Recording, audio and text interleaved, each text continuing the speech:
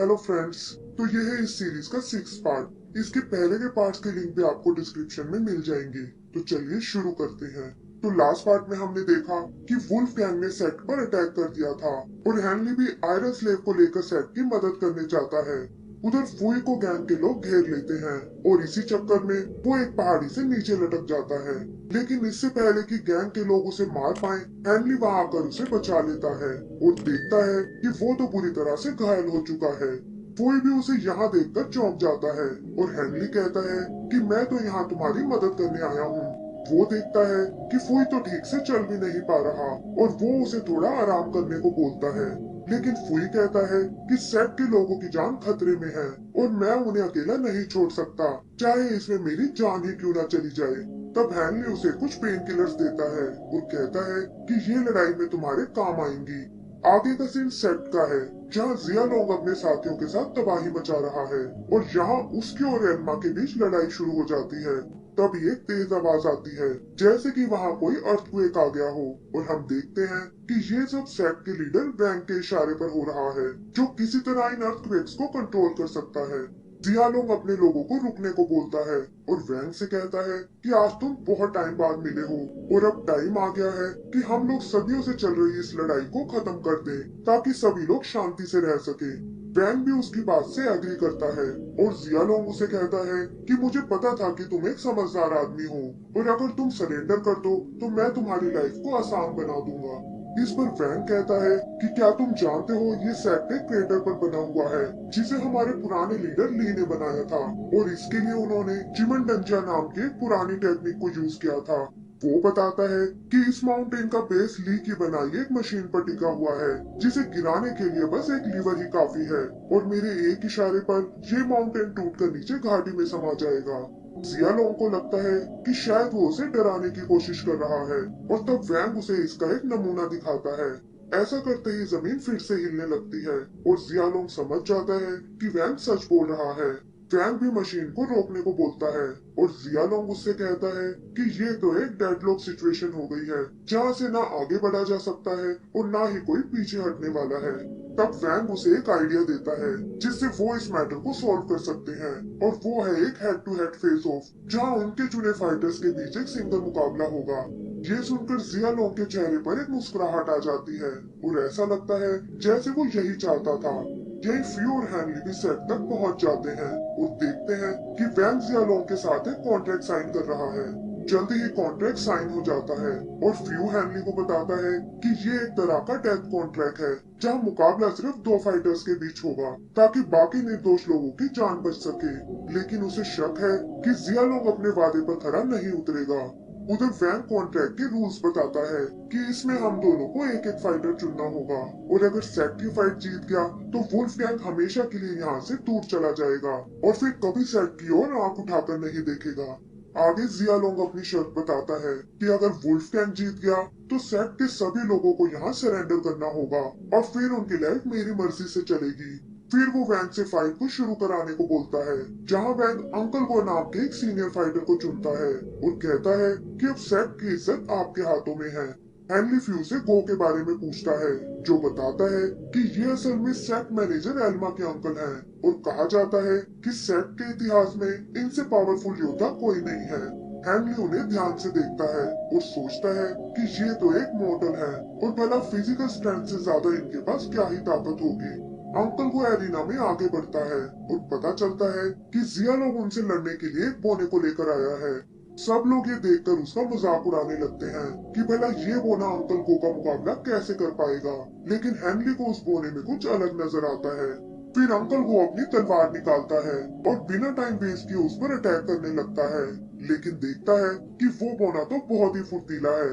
बोना उससे बचने के लिए अपनी गोल्डन बेल शील्ड को एक्टिवेट करता है और हेनली समझ जाता है कि ये भी उसकी तरह एक कल्टीवेटर है। बाकी लोग भी उसकी स्किल्स देखकर बहुत हैरान होते हैं और देखते हैं कि गो का कोई भी अटैक उस शील्ड को पार नहीं कर पा रहा। हेनली उसकी पावर्स को एनालाइज करता है कि ये तो एक लेवल 3 का कल्टीवेटर है और सोचता है कि ये तो मेरे लेवल से भी नीचे है, तो फिर भला इसे किस बात का घमंड है। उधर बोना अपने एक ही बार से गो को दूर उछाल देता है और फिर उस पर अपनी फ्लाइंग स्वॉर्ड का यूज करता है। को किसी तरह उससे पीछा छुड़ाना चाहता है, लेकिन देखता है कि बोनो उसे संभलने का कोई मौका नहीं दे रहा। फिर जैसे तैसे करके वो बोनी पर अटैक करने आता है, लेकिन उससे पहले ही वो स्वॉर्ड उसे मार डालती है और ये देखकर वुल्फ गैंग के लोग खुश हो जाते हैं। फ्रैंक को इस पर बिल्कुल विश्वास नहीं होता कि अंकल को इतनी आसानी से मारा गया है, और तभी वो बोना कहता है कि तुम लोग खुद को 30 मार का समझते हो, लेकिन असल में तुम जैसे मॉडल्स की कोई औकात नहीं है और आज मैं तुम सबको मार डालूंगा। फिर वो फ्लैंक स्वॉर्ड को लोगों पर अटैक करने को भेजता है, लेकिन हम देखते हैं कि हेनली ने पावर यूज करके उसे अपनी ओर खींच लिया है। बोना और बाकी लोग भी ये देखकर हैरान रह जाते हैं कि उनके पीछे एक और कल्टीवेटर भी है, और वैंग को याद आता है कि ये तो मास्टर मो का डिसाइपल है। हेनली बोने से कहता है कि ये फ्लाइंग स्वॉर्ड तो वाकई बहुत इंटरेस्टिंग है और मैं इसे अपने पास रख लेता हूँ। फिर वो टेलीपोर्ट होकर आगे आता है और बोना ये देखकर अपनी शील्ड को एक्टिवेट कर लेता है। वो कहता है कि मैं किंगलिंग क्लैन से मास्टर ये का डिसाइपल हूँ और तुम्हें इन मॉडल्स का साथ नहीं देना चाहिए। उसे लगता है कि हेनली शायद सेट के बाहर से आया है और अगर वो वुल्फ गैंग ज्वाइन कर ले तो वो लोग उसे ढेर सारा इनाम दे सकते हैं।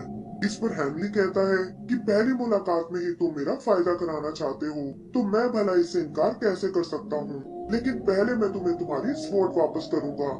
बोने को यकीन हो जाता है कि हेनली अब हमारे साथ है, लेकिन उसके शील्ड हटाते ही हेनली अपने फायर स्पेल से उसे मार डालता है और कहता है कि शायद मैं बताना भूल गया था कि मैं भी बाकियों की तरह एक मॉडल ही हूँ। जियालोंग को ये देखकर बहुत गुस्सा आता है और बाकी लोग भी हेनली को एक डेविल समझने लगते हैं। हेनली को भी इस स्पेल की ताकत का बिल्कुल अंदाजा नहीं था और तभी उसकी नजर उस फ्लाइंग स्वॉर्ड पर पड़ती है जिसे उसका स्पेल भी नष्ट नहीं कर पाया, और वो उसे उठाकर अपने पास रख लेता है। फिर वो जियालोंग को वहाँ से वापस जाने को बोलता है, लेकिन जियालोंग कहता है कि मैंने इसके लिए बहुत टाइम वेट किया है और मैं इतनी आसानी से हार नहीं मानूंगा। वो हेनली पर अपने क्रॉसबो का यूज करने को कहता है, लेकिन हेनली टेलीपोर्ट होकर वहाँ से बच निकलता है और जियालोंग को लगता है कि शायद वो डर कर भाग गया है। उसके और सेट के लोगों के बीच फिर से लड़ाई शुरू हो जाती है, जिसमें सेट के काफी सारे लोग मारे जाते हैं, और हेनली ये देखकर सोचता है कि जियालोंग को अपना सबक अभी भी नहीं मिला। फिर वो आसमान से कुछ फायरबॉल्स को समन करता है, जिससे गैंग के लोग सेट तक नहीं पहुंच पाते, और वो जियालोंग को उसका सबक सिखाने आता है। वो उसे दो ऑप्शन देता है कि या तो तुम खुद ही अपनी जान ले लो या फिर मैं तुम्हें मार डालूंगा, लेकिन आज तुम्हारा मरना एकदम तय है। जियालोंग ये सुनकर गुस्से में उस पर अटैक करने आता है, लेकिन हेनली अपने फायर अटैक से उसके चीथड़े उड़ा देता है और ये देखकर गैंग के बाकी मेंबर्स वहाँ से भाग जाते हैं। अगले सीन में हम फ्यू को देखते हैं, जिसकी आंख सेट के एक रूम में खुलती है और वो देखता है कि हेनली वहीं सामने बैठा हुआ है। हेनली उसके घाव को चेक करता है और बताता है कि इसी की वजह से तुम बेहोश हो गए थे। फ्यू कहता है कि ये सब तो बात की बात है और मुझे तो बस इतना जानना है कि तुम एक कल्टीवेटर कैसे बन गए। हेनली उसके सवाल का कोई जवाब नहीं देता और कहता है कि अब इस बात से कोई फर्क नहीं पड़ता। फिर वो अपनी कुछ पुरानी बातों को याद करते हैं और इसी बीच फ्यू उससे जैन के बारे में पूछता है। हेनली इस पर उसे झूठ बोलता है कि जैन सच में अपने घर वापस चला गया है और मुझे उम्मीद है कि वो वहाँ एकदम खुश है। फिर वो फ्यू को मेडिसिन के साथ साथ एक लेटर भी देता है, जिसमें उस पिल की रेसिपी है जो फ्यू अपने ड्रग छुड़वाने के लिए लेता था। फ्यू ये देखकर समझ जाता है कि हेनली ये जगह छोड़कर जा रहा है, और हेनली कहता है कि अब मेरे पास और कोई ऑप्शन नहीं है क्योंकि लोग मुझे एक मॉन्स्टर समझने लगे हैं। फ्यू उसे बहुत समझाता है कि तुम्हें किसी की परवाह करने की कोई जरूरत नहीं है, लेकिन हेनली उसकी एक नहीं सुनता और उसकी दी हुई डैगर भी उसे वापस कर देता है और कहता है कि ये तुम्हें मेरी याद दिलाती रहेगी। फिर वो फ्यू से अलविदा लेकर वहाँ से निकल जाता है और इसी के साथ हमारा ये एपिसोड भी खत्म हो जाता है।